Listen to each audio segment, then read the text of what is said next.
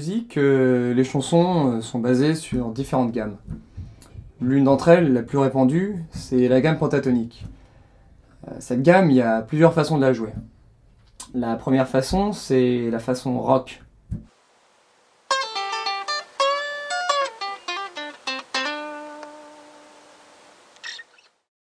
On peut aussi la jouer de la façon blues.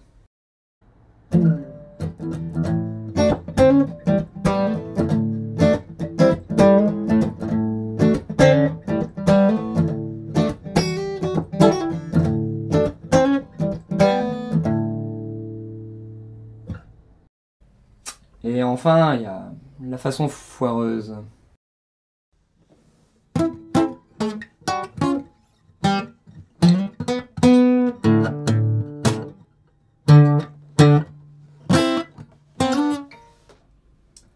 Bon, mais finalement, à quoi nous servent toutes ces gammes de musique?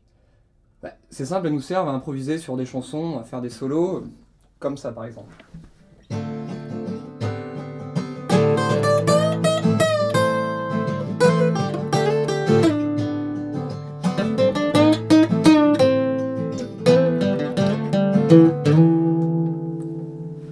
Voilà.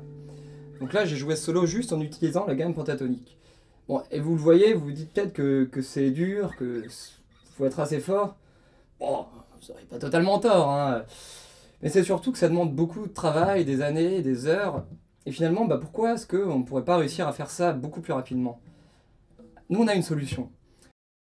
En regardant cet homme, vous devez peut-être vous dire qu'il ne sert à rien. Et je dois dire que vous n'auriez pas totalement tort.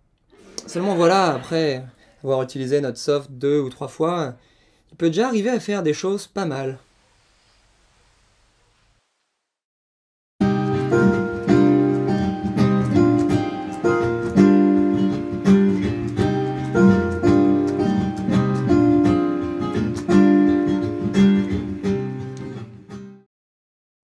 Je suis bluffé. Je suis bluffé parce que Nicolas vient nous faire un solo parfaitement calé, accordé, sur le morceau sans faire aucune fausse note. Comment c'est possible? C'est très simple. Notre logiciel fournit des notes qui sont calées sur la gamme pentatonique du morceau qui est joué en arrière-plan. Ainsi, en jouant, Nicolas ne peut pas faire de fausses notes. Vous commencez à comprendre le concept et je sens que vous avez envie de l'essayer. C'est la raison pour laquelle je vais maintenant laisser notre invité spécial, Monsieur Steve Jobs, vous décrire les fonctionnalités du logiciel.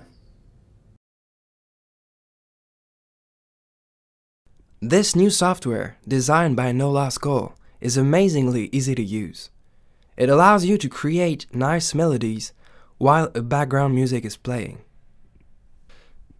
The first thing you might want to do using this software is to press the play-pause button and test yourself by playing anything you like above the background music.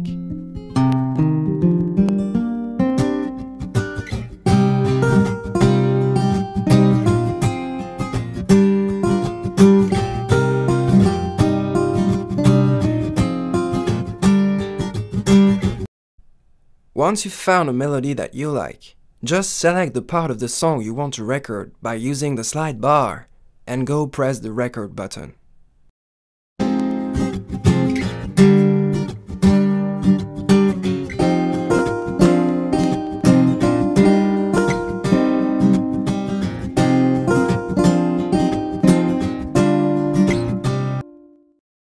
The Listen Recorded button allows you to listen to what you've just been recording, in order for you to see whether you like it or not.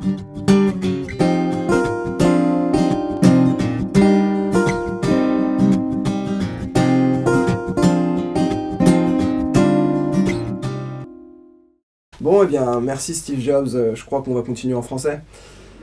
Donc, une fois que vous avez enregistré votre passage, soit il ne vous plaît pas, dans ce cas-là, vous pouvez le réenregistrer autant de fois que vous voulez. À chaque fois que vous allez faire ça, ça va effacer ce que vous venez de faire. Et une fois que le résultat vous plaît, vous pouvez l'enregistrer sur une partition finale, en utilisant deux options différentes. Soit l'option Write, dans ce cas-là, ça va effacer ce qu'il pouvait y avoir avant sur la partition finale. Soit l'option Overwrite, qui va dans ce cas-là conserver ce qu'il y avait déjà. Finalement, c'est comme si vous ajoutiez de nouvelles pistes, et ça vous permet de créer des mélodies harmonieuses.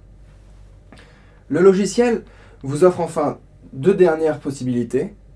Le fait de pouvoir écouter votre partition finale et le fait de pouvoir en effacer une partie.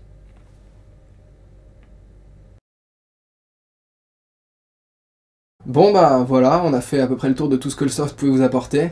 Maintenant, il faut que vous sachiez que depuis le début, toutes les démos qu'on fait, il y a des musiques en arrière-plan, mais le soft marche aussi sans musique de fond, et sert en fait d'un simple instrument.